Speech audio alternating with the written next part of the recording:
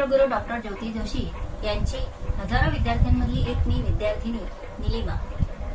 मला एक अप्रतिम असा अनुभव आला आणि तो सगळ्यांसमोर मांडावा असं मला वाटलं. माझे एक जातक आहे जे अब्रॉडला असतात. असंच एक काम होतं म्हणून त्यांनी मला कॉल लावला. त्यावेळेस त्यांनी माझा प्रोफाईल बघितला ज्यावर गुरुमाऊलींसोबत माझा फोटो आहे. त्यावेळेस त्यांनी मला चौकशी केली की ह्या कोण, तेव्हा मी त्यांना सांगितलं की ह्याच आमच्या गुरुमाऊली, ज्यांच्याकडून आम्ही हे शिक्षण घेतलं.